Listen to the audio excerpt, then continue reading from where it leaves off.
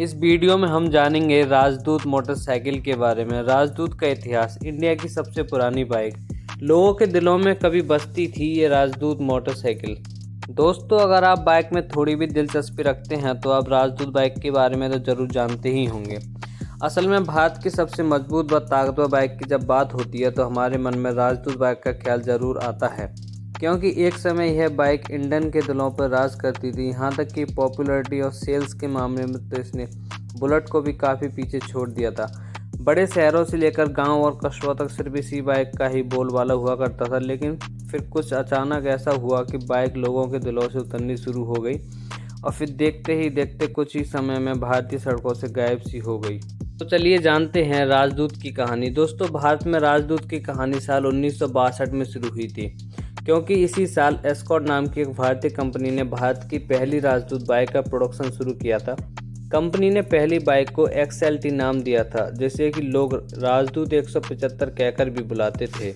यह असल में पोलैंड की एक बाइक SHL M11 का इंडियन वर्जन थी, जिसे कि कंपनी ने भारतीय सड़कों और लोगों की पसंद के अनुसार थोड़े बहुत बदलाव करके इंडियन मार्केट में उतारा था।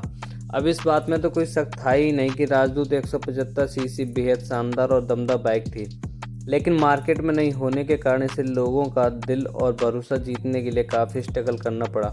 इसके अलावा उस टाइम में दमदार बाइक्स के कैटेगरी में बुलेट पहले ही अपना कब्जा जमा चुकी थी और इस टाइम वो लोगों के बीच में काफ़ी ज़्यादा पॉपुलर हुआ करती थी, जिसके चलते शुरुआती सालों में राजदूत 175 सीसी पर कुछ खास ध्यान नहीं दिया।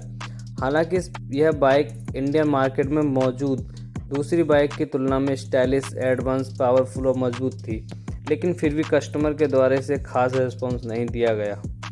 किस फिल्म से राजदूत की किस्मत बदल गई? हालांकि दोस्तों, राजदूत की किस्मत पहली बार तब चमकी जब साल 1973 में ऋषि कपूर की फेमस फिल्म बॉबी बड़े पर्दे पर रिलीज हुई थी, क्योंकि इस फिल्म में ऋषि कपूर राजदूत बाइक को चलाते हुए नजर आए थे। ये फिल्म बॉक्स ऑफिस पर ब्लॉकबस्टर रही और इस फिल्म के हिट होने के साथ साथ राजदूत बाइक भी लोगों के दिलों में बेहद पॉपुलर हो गई।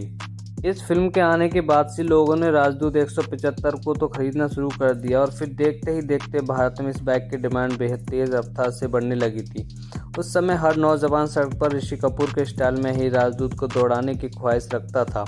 और दोस्तों, इस तरह से राजदूत को पॉपुलैरिटी व सफलता तो मिल गई थी, लेकिन ये सब होने के काफ़ी ज़्यादा समय लग गया, जिसके चलते राजदूत 175 फेमस होने के सिर्फ कुछ साल बाद ही लोगों को पुरानी नज़र आने लगी और उस बाइक के सेल्स तेज़ी से नीचे भी गिरने शुरू हो गए। यहाँ तक कि साल 1983 आते आते तो इसकी बिक्री लगभग ख़त्म सी हो गई थी और ये ओल्ड फैशन बाइक की कैटेगरी में शुमार होने लगी। इसलिए इस कंपनी ने उसी साल अपनी इस बाइक का प्रोडक्शन हमेशा के लिए बंद कर दिया। इस कंपनी ने फिर से सफलता कैसे प्राप्त की? हालांकि इस कंपनी ने राजदूत बाइक का प्रोडक्शन इसलिए बंद कर दिया था क्योंकि उन्हें यह बात अच्छी तरह समझ आ गई थी कि लोग राजदूत 175 को ओल्ड फैशन बाइक की कैटेगरी में देखने लगे थे, जबकि मार्केट में तो और भी नई नई बाइकें आ चुकी थी जिन्हें कि लोगों ने खूब पसंद किया था। और दोस्तों, इन सभी चीज़ों को देखते हुए ही एस्कॉर्ट ने अपनी पुरानी गलतियों के सुधार करके बाजार में अपनी नई राजदूत बाइक उतार दी। इस बार एस्कॉर्ट कंपनी ने यामाहा कंपनी के साथ मिलकर इस बाइक को बनाया था, जिसे कि राजदूत 350 का नाम दिया गया। असल में यह बाइक यामाहा की RD 350 का लाइसेंस कॉपी थी, जिसे कि इंडियन कंडीशन के अनुसार थोड़े बहुत बदलाव करके मार्केट में पेश किया गया था। 350 सीसी के दमदार इंजन वाली इस बाइक का सीधा मुकाबला बुलेट 350 के साथ में था और इस मुकाबले में बुलेट को हर तरह से पीछे छोड़ती हुई नजर आ रही थी। क्यों राजदूत का ग्राफ नीचे की ओर जाने लगा? दरअसल उस टाइम मार्केट में कई सारी नई नई बाइक्स आनी शुरू हो गई थी, जिसमें यामाहा RX 100, हायर होंडा CT 100 और सुजुकी सोमेराई जैसी बाइक्स का नाम शामिल था। नई टेक्नोलॉजी से बनी यह बाइक्स काफ़ी ज़्यादा सस्ती और किफ़ायती थी, जबकि राजदूत ने पिछले 10 सालों से अपनी बाइक में कोई बदलाव नहीं किया था। दोस्तों, यही मुख्य वजह थी कि उन नई बाइक्स के मुकाबले राजदूत पुरानी और ओल्ड स्टाइल नजर आने लगी थी। इसके अलावा उन नई बाइक्स की तुलना में राजदूत के पार्ट्स भी काफ़ी महंगे मिलते थे, जिसके चलते आम मिडिल क्लास लोगों को राजदूत बाइक को अफोर्ड करना मुश्किल होने लगा था। और दोस्तों, इस तरह इन सभी वजह से 1990 के दौरान ही राजदूत का ख़त्म होना शुरू हो गया। समय के साथ ही यह बाइक अपनी लोकप्रियता खोने लगी, जिसके चलते इसकी सेल्स बेहद तेज रफ्तार से नीचे की तरफ जाने लगी और जब सेल्स बिल्कुल ना के बराबर हो गई तब कंपनी ने इसका प्रोडक्शन हमेशा के लिए बंद कर दिया।